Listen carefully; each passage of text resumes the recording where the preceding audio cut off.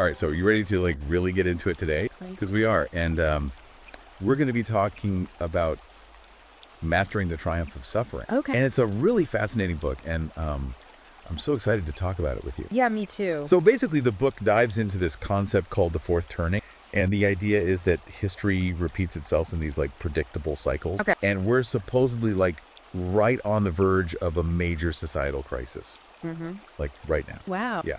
So I think what's going to be really interesting is to like see how this all connects to what you've been seeing and like feeling lately, the economy, your personal relationships, like all of that. Yeah, no, absolutely. I think this is a really timely topic and something that I've been thinking about a lot as well. Yeah, and luckily you're here to help us break it all down. So I mean, you can tell us what's really going on. Well, I'll do my best. Yeah. You know, one of the things that I found so fascinating about this book is how it connects these like huge historical cycles to the very personal struggles that we all face. Right. It's not just some abstract theory. It's about how these shifts actually impact your daily life, Yeah. finances, your relationship, like everything. And it also offers some really compelling strategies for not just surviving these kind of turbulent times, but actually like coming out stronger on the other side. So like thriving. Exactly. Thrive. Okay. So let's like actually get into this fourth turning thing. Okay. So it's like history is this giant clock, right? Okay. And this clock has 4 phases or turnings, and they are the high, the awakening, the unraveling, and the crisis. Okay. And the authors argue that we are in the unraveling phase right now, heading towards a potentially chaotic crisis. Yeah. And they even like link major historical events to these cycles. Like think about the American Revolution, Oh, wow. the Civil War, World War II. It's kind of mind-blowing when you think about it that way. Yeah, I mean, it definitely makes you think about the patterns in history and how those might be repeating themselves. Absolutely. So, I mean, what are your thoughts on the characteristics of the unraveling phase? Like, what stands out to you? Well, I think one of the most striking things is this decline in trust in institutions that we see everywhere. Yeah. Like, think about it. There's this growing sense of skepticism towards governments, media, even like traditional social structures. And you couple that with the economic instability that we're seeing. Yeah. Like, it feels like everything's just a little bit shaky right now. Exact. And then you add in the political and social divisions that seem to be getting worse every day. It's like the book is describing our current reality. Right. It's like watching it all play out in real time. And it's funny because I've definitely been feeling that crumbling foundation. Yeah. Like personally, like the systems that I grew up with, things that I thought were stable and reliable, they just don't seem as solid anymore. Yeah, I can relate to that. It's like a collective sense of unease about the future. Totally. Like almost like we're all kind of holding our breath waiting to see what happens next. And I think the book does a great job of connecting this historical theory to the very real anxieties that people are feeling right now. It's that sense of disillusionment with those traditional systems, the pressure of financial instability, and just that feeling that society is becoming increasingly fractured. Okay, so we're in this unraveling phase, heading towards a potential crisis. What does that actually look like? I mean, what can we expect? Well, the book dives into some pretty specific scenarios, and some of them might sound eerily familiar considering what's happening in the world today. Okay, I'm a little nervous now. Yeah, well, one of the big ones is the potential for increased political instability. Okay. It talks about the rise of populism, the erosion of trust in governments, and the potential for social unrest as people become increasingly disillusioned with the status quo. And I feel like we're already seeing some of that play out, right? It's like political systems around the world are becoming more polarized and less effective at addressing people's actual needs. Absolutely. It's a pretty unsettling trend. Yeah, it's a little bit scary. Yeah, and the book doesn't shy away from exploring the potential consequences of this instability. Like what? Well, it suggests that this crisis period could involve anything from like major political realignments to significant shifts in global power dynamic. Wow.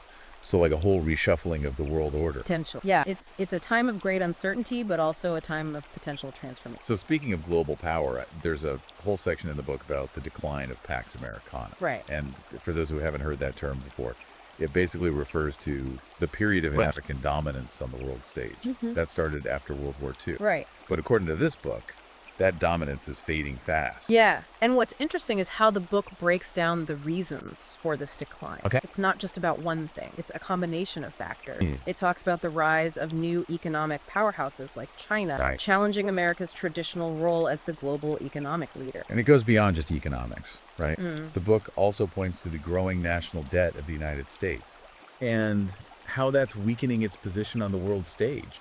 It's like the U.S. is losing its financial credibility. and other countries are starting to take notice. Exactly. And it gets even more nuanced than that. Oh, really? The book also argues that internal divisions within American society, things like political polarization and cultural shifts, are also contributing to its decline on the global stage. It's like we're kind of imploding from within. In a way. Yeah? It's like the U.S. is struggling to maintain a united front, and that makes it vulnerable to challenges from other countries. And it's wild to think about all these factors converging at the same time and how they're playing into this larger cycle of the fourth turning. Yeah. But I mean, what does this all mean for the average person? Like, if America's power is declining and the world is becoming more unstable, what are the practical implications for our daily lives? That's a great question, and the book does offer some insights into that. One of the big ones is that we're likely moving towards a multipolar world. Okay. A world where power isn't concentrated in one nation, but distributed among several key players. It's like a more balanced distribution of power. Exactly. And this shift has the potential to create both challenges and opportunities. Okay, so we've got these massive historical cycles at play. The decline of American power and a shift towards a multipolar world. Yeah. But what about technology? It feels like technology is changing everything so rapidly. It is. And the book definitely doesn't shy away from that topic. Yeah, you're right. Technology is a game changer. Yeah. And what's really fascinating is how the book frames it. It actually refers to it as a technological tsunami. The tsunami. Yeah, and it's not hard to see why when you think about how quickly things are advancing. It's true. It feels like every day there's a new gadget, new app, a new breakthrough that's changing how we live, work, and interact with each other. The book specifically focuses on automation and its potential to disrupt traditional work structure. And honestly, that's something I've been thinking about a lot lately. It's a valid concern, and the book acknowledges both the potential benefits and the anxieties surrounding automation. On the one hand, it could lead to increased efficiency and productivity, which could be great for businesses. Sure. But on the other hand, it raises serious questions about job displacement, Right. particularly for those in roles that can be easily automated. It's almost like a double-edged sword, Yeah. right? It has the potential to create new opportunities, but it also has the potential to leave a lot of people behind. And the book even talks about the possibility of growing income inequality as the benefits of automation are unevenly distributed. Right. It highlights how those with the skills and education to adapt to this technological shift will likely thrive, Yeah. while those without those advantages could face significant challenges. And that's a really important point for our listeners to consider. How can you prepare yourself for this changing job market and ensure that you're not left behind? Absolutely. It's about being proactive and taking ownership of your own skills development. So does the book offer any solutions or strategies for navigating this technological tsunami? It does. It explores some potential solutions like retraining programs for workers displaced by automation Okay. and the concept of a universal basic income to provide a safety net for those who are struggling. But it also emphasizes the importance of individual initiative, Okay. taking ownership of your own skills development, and being proactive about adapting to the changing demands of the job market. So it's like a combination of individual effort and maybe some systemic support. Zach, it's about recognizing that we all have a role to play in navigating this technological shift. So it's not about just waiting for things to happen to you, but about taking control of your own destiny and preparing yourself for the future. Exactly. I like that. Okay, so we've got automation shaking things up in the workforce. Right. But there's another big issue that's often linked to the fourth turning climate change. Absolutely. Feels like it's constantly in the news and there's a lot of anxiety about its potential impact on the world. And the book doesn't shy away from addressing climate change either. It frames it as a defining feature of this fourth turning, suggesting that it will likely exacerbate the existing tensions and conflicts we're already seeing. So it's not just a standalone problem, but something that's interwoven with all these other historical cycles and societal shifts. That's right. The book delves into the environmental factors that have shaped societies throughout history, Yeah. highlighting how decisions made in the past, like prioritizing economic growth over environmental concerns, are now having major consequences. It's like we're facing the cumulative effects of those choices on a global scale. It's almost like a wake-up call, right? It is. Like we can't ignore the environment any longer. It's directly tied to the stability and well-being of our society. Exactly. And the book emphasizes that the choices we make now will have a profound impact on the future. It suggests that we need to shift our thinking and prioritize sustainable practices if we want to mitigate the effects of climate change. So we've talked about the fourth turn, turning the decline of American power, the rise of automation, and the looming threat of climate change. It's a lot to process. But what I'm really curious about is how all this impacts individuals on a personal level. Like, does the book offer any insights into that? Does. And this is where it gets really interesting because it connects back to your desire to understand the relevance of these grand historical cycles to your own life. The book argues that the fourth turning isn't just some abstract theory, it's something that's felt deeply in our personal lives. So it's not just about politics and economics. It's about how we relate to each other, how we form families, how we find meaning in our lives. Exactly. The book dives into how the fourth turning impacts our relationships, family structures, and even our sense of identity. Oh, wow. In a world that feels increasingly chaotic, it talks about shifting values and norms, the identity crises many people are experiencing, and the struggle to find meaning and purpose in a time of uncertainty and disillusionment. It's almost like this big picture stuff is filtering down and impacting the very fabric of our lives, right down to how we connect with each other and how we see ourselves in the world. That's right. And the book explores these themes in a very relatable way. It even shares specific anecdotes and examples to illustrate these challenges and opportunities, making it all feel much more personal and, dare I say, hopeful. Hopeful. That's interesting, because so far we've been talking about a lot of challenges and potential crises. How does the book find hope in all of this? Well, it's not about sugarcoating the situation or pretending that everything is going to be fine. It's about recognizing that even in the midst of great challenges, there are always opportunities for growth, transformation, and even triumph. Okay. And that leads us to what I think is one of the most empowering aspects of the book, the strategies it offers for not just surviving, but thriving during this fourth turning. Okay. So we're not just doomed to ride this wave of chaos and crisis. No, not at all. There are things we can do to navigate it and come out stronger on the other side. Absolutely. Tell me more. The book lays out a whole framework for building resilience, adapting to change, and finding meaning and purpose in the midst of uncertainty. And it's not about offering some magical solution or quick fix. Okay. It's about cultivating a mindset and a set of practices that can help you navigate the challenges and seize the opportunities of this fourth turning. So it's more about a shift in perspective. Exactly. It's about recognizing that you have agency even in the midst of chaos, and that you can use that agency to shape your own future. That sounds incredibly valuable. So what are some of the key strategies the book recommends? Well, one of the most important ones is developing resilience. Okay. It's about building the mental and emotional strength to bounce back from setbacks, to adapt to change, and to keep moving forward even when things feel difficult. It's like building up those inner resources so you're not just knocked down by every challenge that comes your way. Exactly. The book even uses the analogy of a muscle. You have to train your resilience, push yourself outside your comfort zone so you can handle whatever this fourth turning throws at you. And it's not just about individual strength. Right. It's also about cultivating strong social connections. So it's about having a support system, a network of people you can rely on when things get tough. That's right. It's about building meaningful relationships with people who share your values, who understand what you're going through, and who can offer support and perspective when you need it most. Yeah.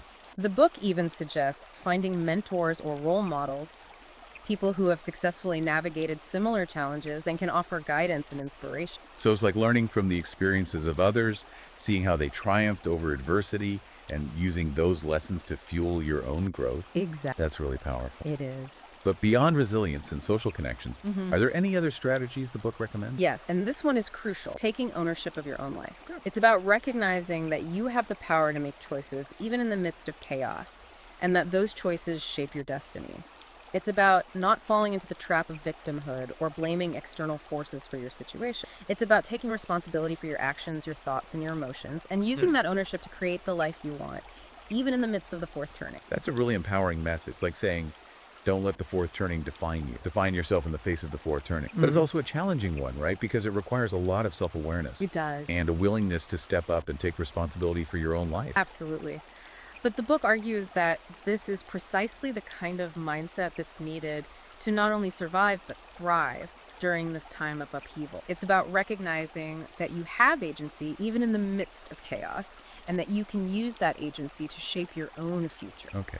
So resilience, social connections, and taking ownership of your life. Are there any other key strategies that the book highlights? Because I'm starting to see how this all ties into that idea of triumphing over suffering. You're right. It all connects. And there's one more essential element, finding meaning and purpose in your life. This is about having a guiding star, something that motivates you and gives you a sense of direction, even when the world feels like it's falling apart. It's like having that inner compass that keeps you grounded and focused, even when everything around you is in flux. And it's not just about finding your dream job or achieving some grand ambition. It's about connecting with your values, your passions, and the things that make life worth living. Okay. It's about using the challenges of the fourth turning to clarify what truly matters to you, and then pursuing those things with passion and purpose. So it's almost like these challenging times can actually help us to clarify our values and priorities, Yeah. to figure out what really matters to us, and to live more authentically. That's a great way to put it. And the book even suggests that suffering itself can be a source of meaning and purpose. It's like saying, don't waste your pain. Use it to fuel your growth, to connect with your humanity, and to find a deeper sense of purpose in the face of adversity. It's about finding that silver lining in the midst of the storm. That's such a powerful idea. And I think it leads perfectly into the next part of our conversation. We've talked about some pretty heavy stuff, but now I'm really curious to hear more about the specific strategies and tips the book offers for navigating the crisis stage and emerging from this fourth hate, turning stronger and more resilient than ever before. I'm happy to dive into that with you. All right, awesome. So let's take a quick break and we'll be right back. So we were talking about how this book, Mastering the Triumph of Suffering, really gets into the personal impact of all this, like the fourth turning, Right. and how it affects our relationships and families, and even like our sense of identity. Yeah, and it's interesting because the book argues that the fourth turning isn't just some abstract theory, you know? Right. It's actually something that we feel really deeply in our personal lives. So like, it's not just about politics and economics and global shifts, it's also about how we connect with each other. Exactly. It impacts how we form relationships, how we build families, and even how we see ourselves in the world. And the book actually dives into how this all plays out. Right, it does. It explores how the fourth turning can shake up our values and norms, leading to those identity crises that so many people are experiencing these days. Yeah, it's like everything feels like it's in flux. Right. And it's not surprising that people are struggling to find meaning and purpose in a time of such uncertainty and disillusionment. It's like the ground is shifting beneath our feet. Exactly. And the book does a really good job of making all of this relatable. It shares personal stories and examples that illustrate these challenges and opportunities. And you know what? I think it even offers a glimmer of hope in all of this. Really? Because so far we've been talking about a lot of heavy stuff. Yeah, I know. But the book isn't about sugarcoating the situation or pretending that everything is going to be fine. Okay. It's about recognizing that even in the midst of really tough challenges, there are always opportunities for growth, transformation, and even moments of triumph. Okay, so we're not just like doomed to ride this wave of chaos and crisis. No, not at all. There are things we can do to navigate these times and come out stronger on the other side. I like the sound of that. Yeah. So tell me more. What kind of strategies does the book offer? Well, it lays out a whole framework for building resilience, adapting to change, and finding meaning and purpose in the midst of all the uncertainty. Right. And it's not about finding some magic solution or a quick fix. It's about cultivating the right mindset and developing practices that can help you navigate the challenges and seize the opportunities that come with the fourth turning. So it's more about an internal shift than like external action. I think it's a combination of both. You know, it's about recognizing that you have agency even in the midst of chaos, and that you can use that agency to shape your own future. So it's like taking control of your own destiny. Exactly. And one of the key strategies that the book emphasizes is developing resilience. Okay. What does that look like? Well, it's about building the mental and emotional strength to bounce back from setbacks, to be adaptable to change, and to keep moving forward even when things get really tough. So like building up that inner strength to weather the storm. Yeah, exactly. And the book even uses the analogy of a muscle, you know? You have to train your resilience. Push yourself outside of your comfort zone so that you can handle whatever this fourth turning throws at you. I like that analogy. And it's not just about individual strength, it's also about cultivating strong social connections. Oh, so like having a support system. Exactly. It's about building meaningful relationships with people who share your values, who understand what you're going through, and who can offer support and perspective when you need it most.